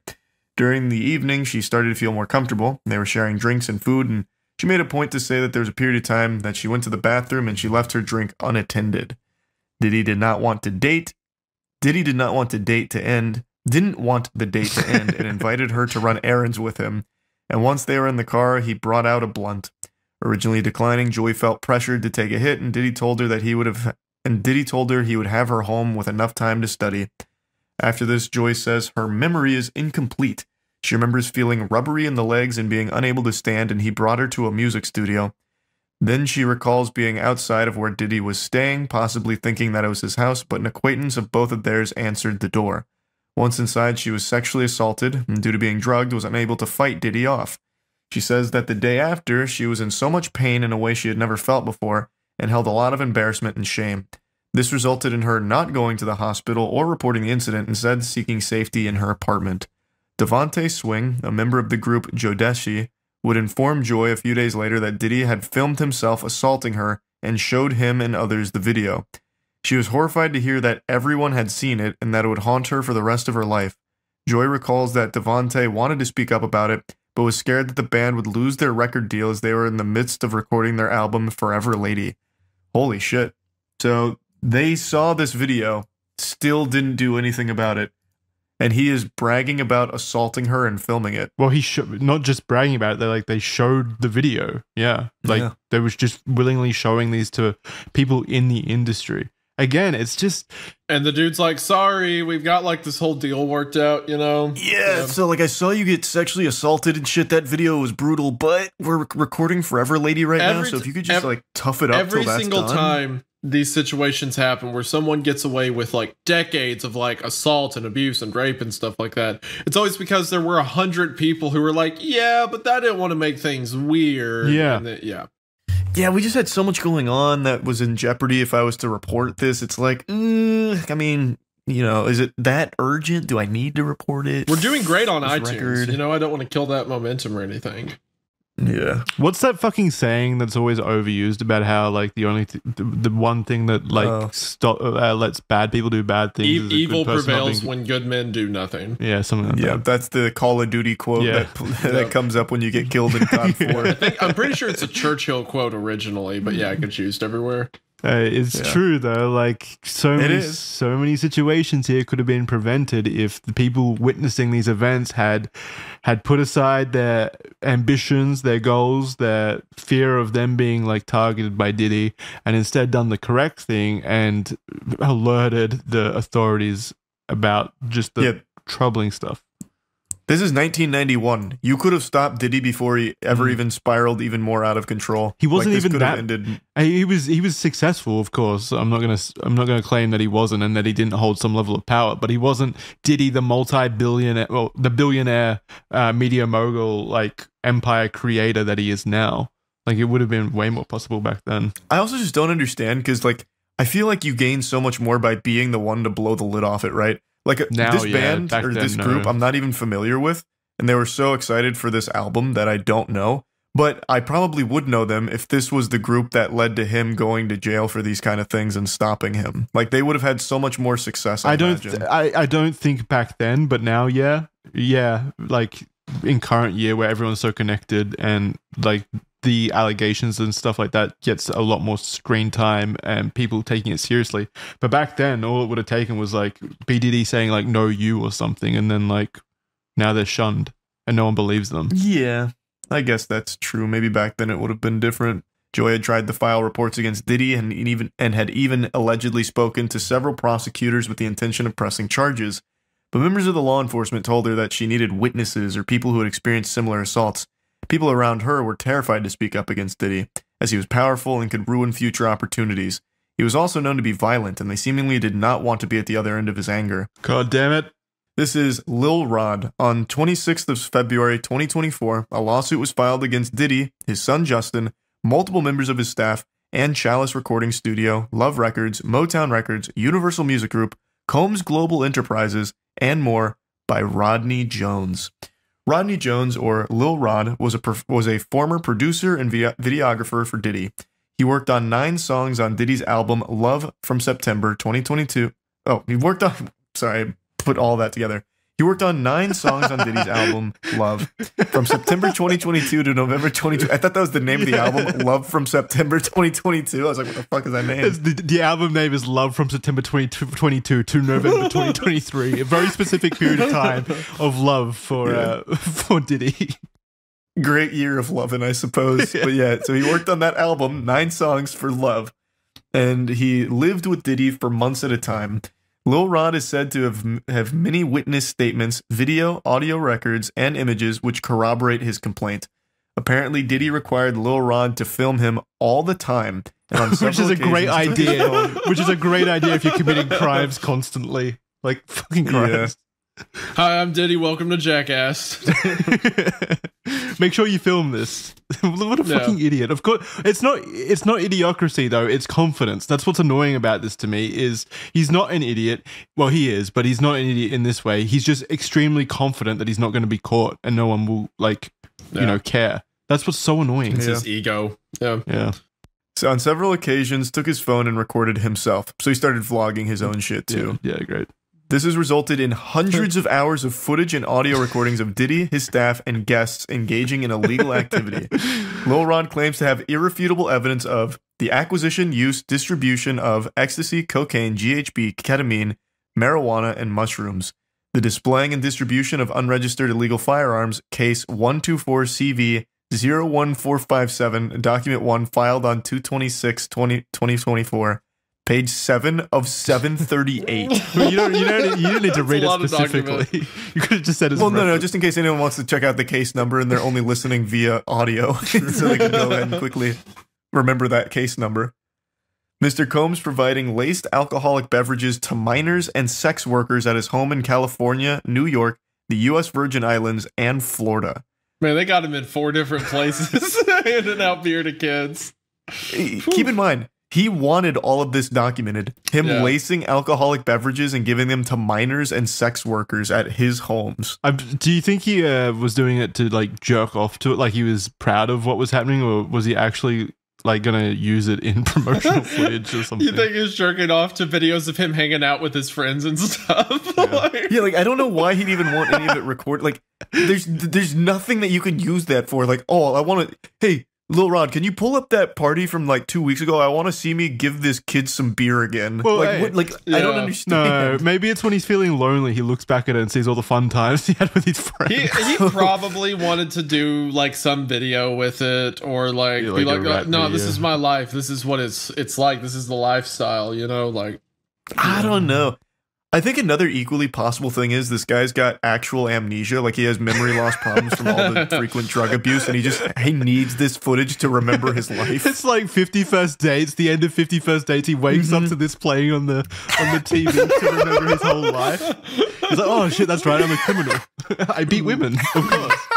Mr. Combs' chief of staff, Christina Coram, KK, instructed her staff to retrieve drugs so she can provide it to Mr. Combs for his consumption. Christian Combs drugging and sexually assaulting a woman. Mr. Combs detailing how he planned to leverage his relationship with Bishop TJ Jakes to soften the impact on his public image of Cassie Ventura's lawsuit. Young Miami's cousin and or assistant sexually assaulting Mr. Jones. Actor Cuba Gooding Jr. sexually harassing and assaulting Mr. Jones. You didn't know about that? Whoa. No. Okay, this is going to get interesting, yeah. That's a name I haven't heard in so long. And well, it's not a great situation for it to pop back up in. And it only gets Holy worse. shit. So rapper Redacted on Mr. Combs' yacht consorting with underage girls, sex workers, and R&B singer Redacted in Mr. Combs' Los Angeles home consorting with underage girls and sex workers. I want to know who they are so bad. Yeah. I'm going to send you guys this article because I looked up Cuba Gooding Jr. No, here. it's coming up. It's coming up. Well, this is 9 hours ago. There's no way it's here. Oh. It's just this headline and this picture associated with it is fucking extraordinary. So it says, Cuba Gooding Jr. surfaces in Miami amid Diddy's drama, and it's him on the back of a golf cart looking like really shocked at what he's reading. Like he's reading it in real time. He's on his phone. Yeah. Oh my God. I'm going to throw this up on screen as well. He's got like a vacation shirt. He's got like a vacation shirt on. He's going to a yacht. He's like, shit, I did what? Like he's like, damn, who did I sexually assault? He's in the next picture. He's shaking his fist. Damn you, little Rod. However, this turned from promises to threats. Allegedly, Diddy even threatened to harm Lil Rod physically, saying he would eat his face off. Diddy even said he would kill his own mother, Janice, to achieve his goals. Jesus Christ. Unprompted? Just go. Yeah, I can imagine how that conversation went. Listen, I will kill my mother right now. Like, I will do in it. an instant. You think Janice is reading these fucking allegations and be like, what the fuck? My son said what? That's fucked up. My son's gonna kill me. Why? Also, eat his face off? Was he on fucking bath salts at the time? Like, what a probably, yeah. Weird threat. According to the lawsuit, Diddy was relentless, intimidating, flaunting his firearms, and boasting about his ability to evade consequences for violent acts to sow fear in individuals like Lil Rod. In September of 2022, Diddy was holding a writers and producers camp at Chalice Recording Studio. Diddy, his son Justin, and a man named G were in a heated conversation that moved from studio into a restroom near where Lil Rod was shitting. Sitting. Is that because you read restroom? Yeah, I definitely thought that said shitting because they went to the restroom and I thought they barged in on him pooping. That's the most fucked up allegation of all. They didn't knock before they barged in. Where Lil Rod was sitting, which was about 2 feet away from the bathroom. He then heard multiple gunshots ring out. According to Lil Rod, a crowd gathered outside the restroom, and when the door opened, Diddy and his son walked out, and G was lying on the floor in the fetal position, bleeding from his leg/hip area. Lil Rod ran to G and began applying pressure on the wound and demanded that someone call for an ambulance. During this, Diddy and his son had disappeared to another section of the studio. Lil Rod was told by Diddy to inform the police that he was not involved in the shooting at all, and was instead instructed to lie that G was shot standing outside the building in a drive-by incident. G would certainly not play along with that, though, right? Wouldn't he be like, no, I got shot by him? Maybe he was afraid of getting shot again by fucking... That's true. Diddy, who knows? That is super true, and there's pictures of the aftermath here. Lil Rod says that he still has the clothing that he wore that day, which he thinks may still have G's blood and DNA on it, and provided photos that show the assumed blood and mess inside a bathroom to prove that this wasn't a drive-by shooting. Lil Rod suffers from PTSD, severe anxiety, depression, and insomnia from this event, as the gunshot was so close to where he was sitting that he thought it likely that he himself was about to get hit. So there is photos of this blood in the bathroom and everything. Yeah. And definitely doesn't seem like a drive-by. Unless the drive-by was by the bathroom. Yeah, I don't think so. While living with Diddy, Lil Rod says he was the victim of constant and unsolicited groping and sexual harassment by Diddy. He was also forced into working in environments like Diddy's bathroom, where he would walk around naked. Lil Rod expressed his discomfort to Christina Karam, who was chief of staff to Diddy. She responded with, "You know, Sean will be Sean." What the fuck? How was this made? Just what was the absurd lengths they went to be like, it's just dudes being dudes, all right? Get your pants off. I've got some Astroglide. She was fucking chief of staff. Like, she earned that position. And walk around naked, grope everyone. Yeah, that's just, hey, that's just quirky old Sean. Yeah, maybe you should talk to someone about that instead of perpetuating and accepting it. She also attempted to downplay the groping as friendly horseplay. That's even worse than Sean will be Sean. What are you getting so upset about, Lil Rod? It's just he diddling your balls. What, you don't do that with your other friends? Then she slaps his ass. It's like just the worst working environment. Lil Rod also believes that Diddy was grooming him to pass along to his friend Cuba Gooding Jr. They met on Diddy's boat, and Diddy left Cuba and Lil Rod together in a makeshift studio on the yacht. Cuba then began groping and touching Lil Rod, who felt extremely uncomfortable in the situation. Apparently, Cuba did not stop until Lil Rod actually pushed them away. Lil Rod says that he was often forced to solicit sex workers. Diddy would also want him to perform sex acts at his pleasure. Another incident on Thanksgiving saw Diddy asking Lil Rod to solicit sex workers from Booby Trap on the river in Miami. Shout out. Did he actually provide... I think it's Booby Trap on the river. Oh, that's the whole name of it? I think so. Like, is there only one river Booby in Trap Miami? on the river? Yeah, I think. I have no idea. I've never heard of that. You've never been? But anyway, Diddy provided Lil Rod with a bad boy baseball cap and forced him to wear it at the venue. It was a signal to sex workers that Diddy was in town and Lil Rod has been sent by him. Oh my god. They have their own like code. Diddy's That's like a sock on the door. Lil Rod did not want to do this, but was intimidated by Diddy and felt forced to. He felt Diddy had some level of power and influence over him. In February 2023, Diddy compelled Lil Rod to bring sex workers back to his home. Here, Lil Rod believes that he was drugged by Diddy. He woke up naked and confused in bed with 2 sex workers and Diddy.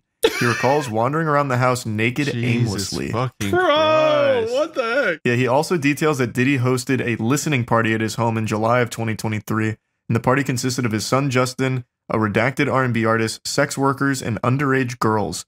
Apparently, at least 5 of the girls were under the age of 16, and Diddy forced all of the women to drink DeLeon liquor laced with what Lil Rod believes was ecstasy.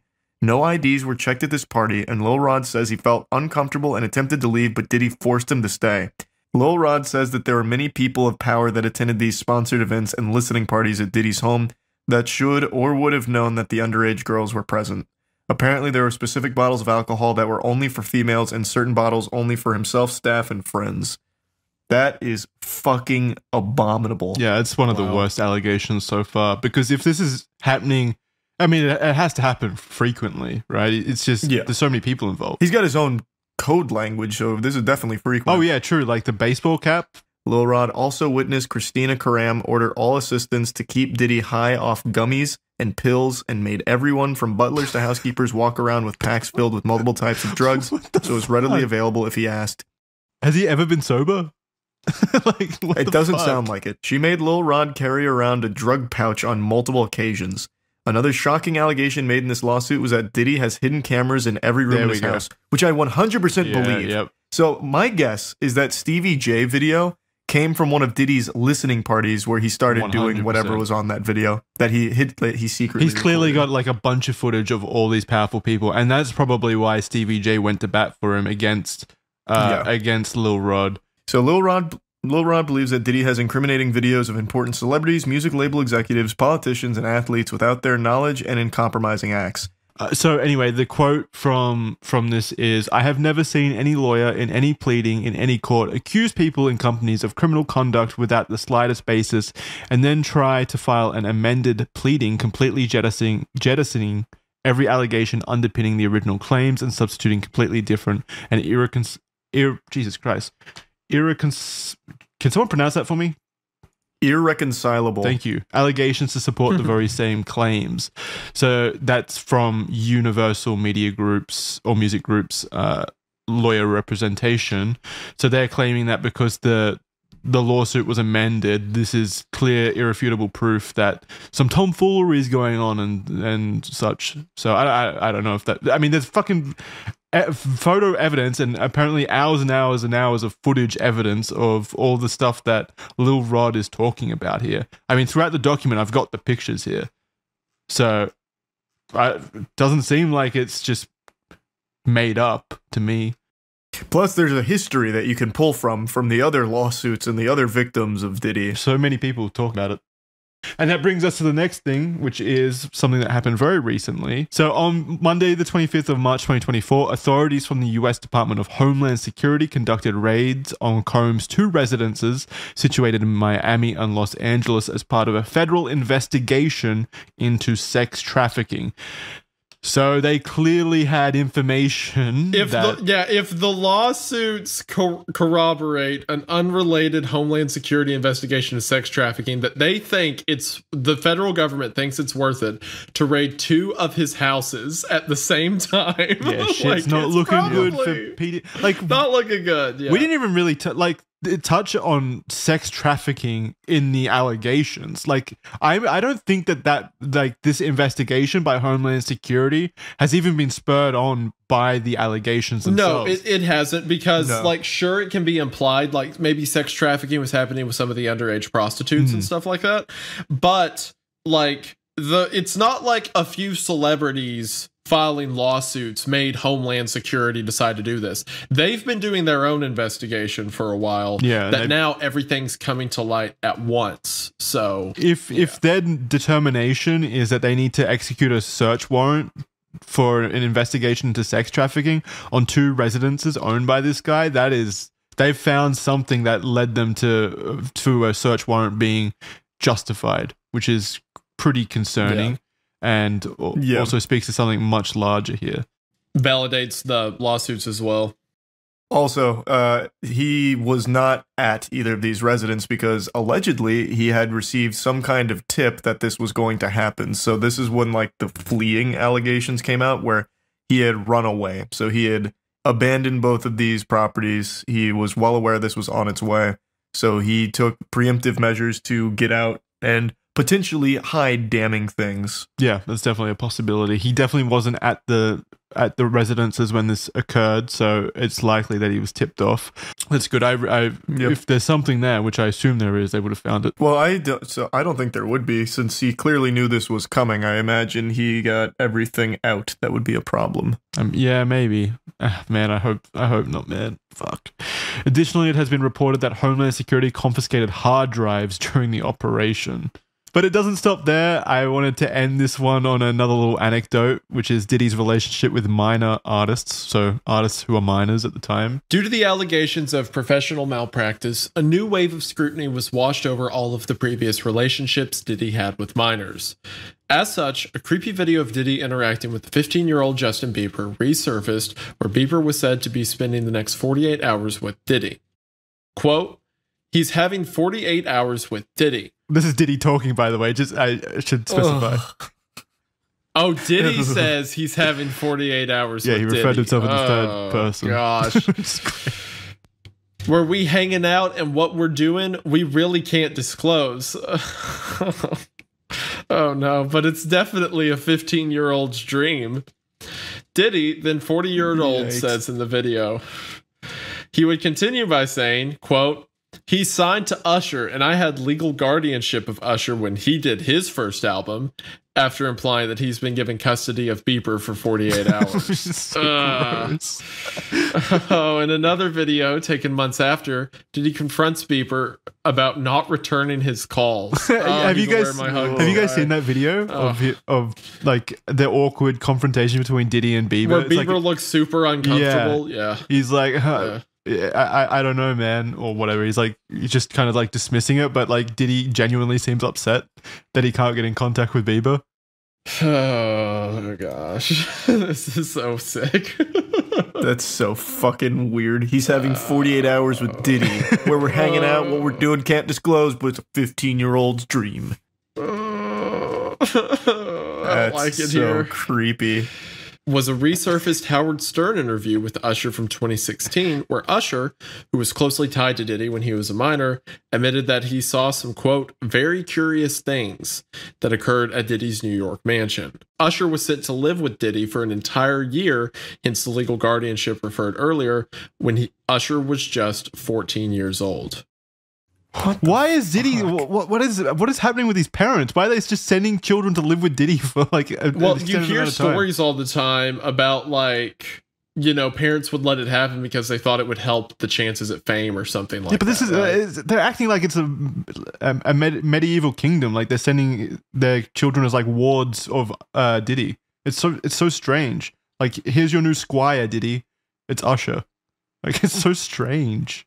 How would this help?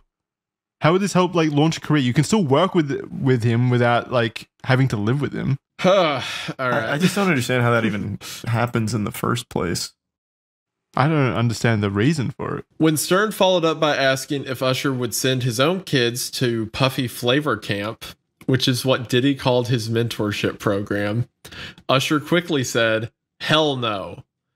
Puffy Flavor Camp? What the fuck? He would have kids come live with him and said it was Puffy Flavor Camp. He's the king of branding. Like, what? I don't know, man. This is so out in the open. I feel like this is one of those cases where when the dust settles and he's in jail for, you know, life within the next couple of years, people will look back at this moment and be like, how the fuck did people not know? How did no one see? Like, this was all That's the right troubling in their face. thing. People knew. Like, I mean, right there, though, like, this is an example of a celebrity knowing something's wrong and not doing a single thing about it. Like, Usher's like, fuck no, I wouldn't send my kid to Puffy Flavor Camp. I know what happens at Puffy Flavor Camp. Yeah. Well, if you know it, you wouldn't send your kid there. Do something about it. Be a good human being. Exactly, yeah. Jesus fucking Christ. Everyone just stays shut up constantly. Because they're afraid. They're afraid of Diddy and his Puffy Flavor Camp. Usher would go on to say, and this is before about when he was living there. Usher would go on to say, I got a chance to see some things. I don't know if I could indulge and even understand what I was looking at. It was pretty wild. It was crazy. There were very curious things taking place, and I didn't necessarily understand it.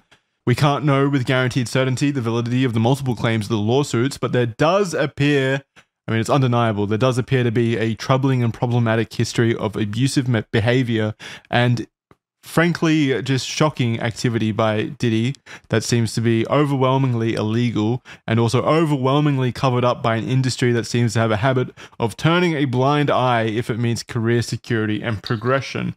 I don't think any of us disagree with that statement, right?